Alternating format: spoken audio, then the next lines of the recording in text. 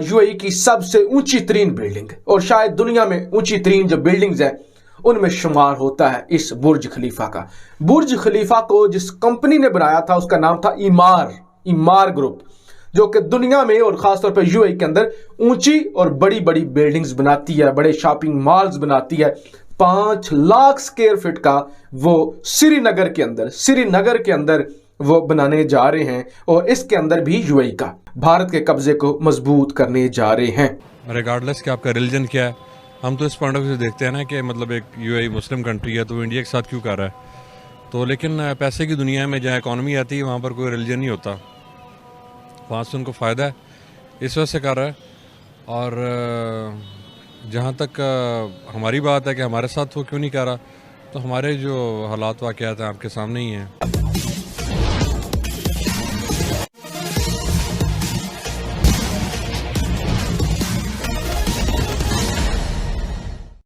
Dubai में विश्व प्रसिद्ध बुर्ज खलीफा का निर्माण करने वाली कंपनी पाकिस्तान को छोड़कर भारत में उसी प्रकार का इंफ्रास्ट्रक्चर डेवलपमेंट करने का एक करार भारत सरकार के साथ किया है।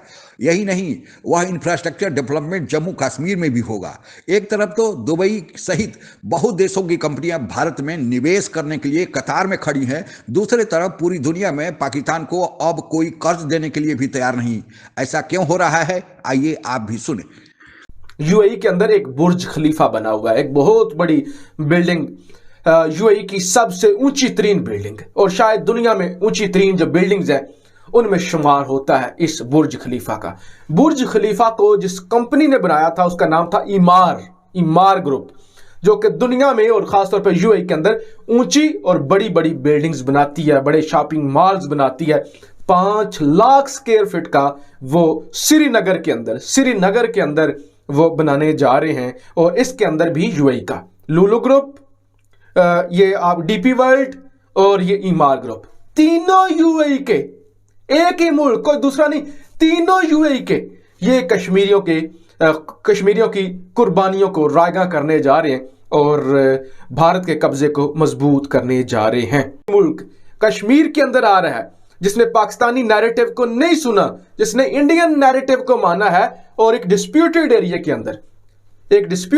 के अंदर जहां हिंदुस्तान जुल्म कर रहा है वहां पे इन्वेस्टमेंट करने आ रहा है। तो इस वक्त इमरान खान साहब का जो कहते हैं मैं कश्मीर का एम्बेसडर हूं, मैं कश्मीर का सफीर हूं और फिर यूएई के साथ हमारे अच्छे ताल्लुकात हैं, और आर्मी चीफ कमर बाजवा साहब का कड़ा इम्तिहान है। इस पर पाकिस्तान को एहतजाज करने की, एक्शन लेने की, इसको रोकने की जरूरत है। चले मुजाहिदीन तो रोकेंगे ही रोकेंगे। ये मनोज सहना पहुंचा हुआ है ना यूएई के अंदर, इससे सवाल किया गया मुख्तलिफ कंपनीज की जानब से कि कश्मीर के अंदर इन्वेस्टमेंट हम करेंगे तो हमारी डूब तो नहीं जाएगी। मनोज सहना ने कहा है हाँ हमले हो रहे हैं लेकिन वो हमारा मसला है, सिक्योरिटी देना हमारा इशू है, हम सिक्योरिटी देंगे। दुबई हुकूमत की जेरे मलकियत कंपनी मकबूजा कश्मीर में ड्राई पोर्ट तामीर करेगी। मकबूजा जम्मू कश्मीर के लेफ्टिनेंट गवर्नर मनोज सैना का कहना है कि बंदरगाहें बनाने वाली दुबई की मारूफ कंपनी डीपी वर्ल्ड मकबूजा वादी में ड्राई पोर्ट बनाने के लिए तैयार है। अब ये यूएई का कश्मीर के अंदर कोई पहला मंसूबा नहीं है, यानी इन मंसूबों के जरिए भारत का कब्जा मजबूत किया जा रहा है एक डिस्प्यूटेड एरिया के अंदर। यूएई की गल्फ न्यूज की खबर पढ़िए, यूएई बिजनेस हाउस साइन की agreement with Indian union territory of Jammu and Kashmir. यह गल्फ न्यूज कह रहा है कि Indian union of territory Kashmir, Indian Jammu and Kashmir, उसके अंदर यूएई जो है उसका यूएई की कंपनी जो है वो इन्वेस्टमेंट करने जा रही है। ये एक और गल्फ न्यूज ही की खबर सुनिए, UAE's Lulu Group confirms investment 100 million investment push into Jammu and Kashmir. Lulu is already a major importer of fresh produce from the Indian state. अच्छा सर, ये बताएं कि जो यूएई है इंडिया के अंदर बड़ी इन्वेस्टमेंट्स कर रहा है, अभी भी उसने $7 बिलियन के इन्वेस्टमेंट का ऐलान किया इंडिया के अंदर, क्या कहेंगे? फर्स्ट ऑफ ऑल तो इंडिया एक बड़ी इकॉनमी है, तो रिगार्डलेस कि आपका रिलीजन क्या है, हम तो इस पॉइंट ऑफ व्यू से देखते हैं ना कि मतलब एक यूएई मुस्लिम कंट्री है तो वो इंडिया के साथ क्यों कर रहा है। तो लेकिन पैसे की दुनिया में जहाँ इकॉनमी आती है वहाँ पर कोई रिलीजन नहीं होता, वहाँ से उनको फ़ायदा है, इस वजह से कर रहा है। और जहाँ तक हमारी बात है कि हमारे साथ वो क्यों नहीं कर रहा, तो हमारे जो हालात वाक़यात हैं आपके सामने ही हैं। जिस तरह से बड़ी लेबर काम करती है यूएई के अंदर, वहाँ पे इंडियन लेबर भी काम करती है, बांग्लादेश की लेबर भी काम करती है, बट एक भेदभाव देखा जाता है सब लेबर्स में। इंडियन लेबर को ज़्यादा रिस्पेक्ट मिलती है वहाँ पे, क्या वजह समझते हैं आप? असल में एक उनकी जो करेंसी है वो हमसे बेहतर है और आबादी उनकी ज़्यादा है, वो वैसे स्ट्रॉन्ग हैं फाइनेंशली हमारे। मैं थोड़ा सा आईटी से रिलेटेड हूँ तो मैं आपको बताऊँ कि फ्रीलांसिंग के अंदर वो हमसे बहुत ज़्यादा बेहतर हैं। और यहाँ पे ये डायरेक्टली आपको पता है दिल्ली रूल कर रहा है।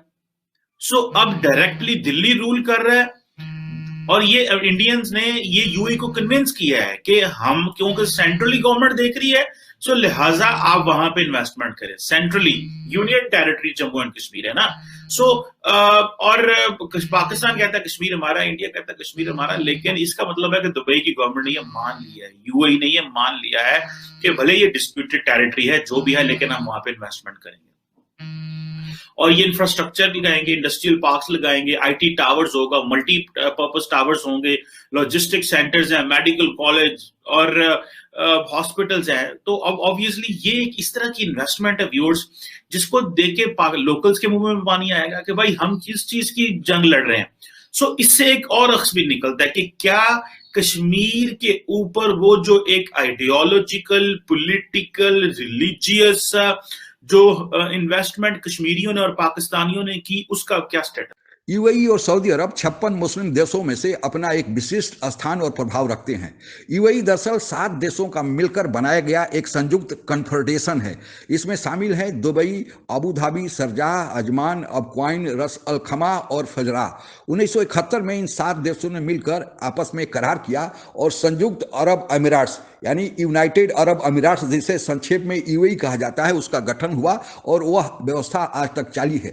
जब जम्मू कश्मीर का विशेष दर्जा भारत ने हटाया था तो यूएई ने भारत का खुलकर समर्थन किया था और यही नहीं, भारत के प्रधानमंत्री नरेंद्र मोदी को अपने यहाँ बुलाकर अपने यहाँ का सर्वोच्च नागरिक सम्मान भी दिया था।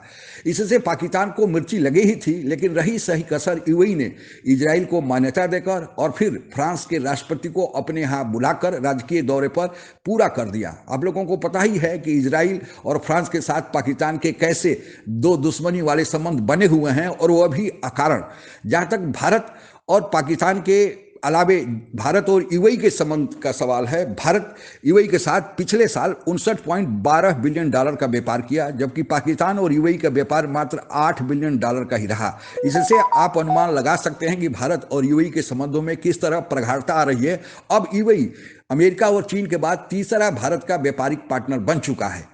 पाकिस्तान चाहकर भी भारत के साथ यूएई के बढ़ते रिश्तों को रोक नहीं सकता और इसके पीछे कारण है कि यूएई में पाकिस्तान के बहुत सारे लोग काम करते हैं और वह जो कमाकर भेजते हैं उससे पाकिस्तान की अर्थव्यवस्था को अभी जान मिली हुई है। अगर वे यूएई ने उन्हें निकाल दिया तो जो रही सही कसर भी है पाकिस्तान की अर्थव्यवस्था की, वो भी खत्म हो जाएगी। इसलिए चाहकर भी पाकिस्तान यूएई का विरोध नहीं कर सकता। हालांकि यूएई ने अपने तरफ से पाकिस्तान को अब कर्ज देना बंद भी कर दिया है। पाकिस्तान को चाहिए कि वह कट्टरपंथ, चरमपंथ, धर्म, जाति और पूरी मुस्लिम दुनिया का नेता बनने का चक्कर छोड़कर आपसी संबंधों को सुधारे, प्यार व्यवहार का रिश्ता बनाए, पड़ोसियों के साथ संबंध सुधारे।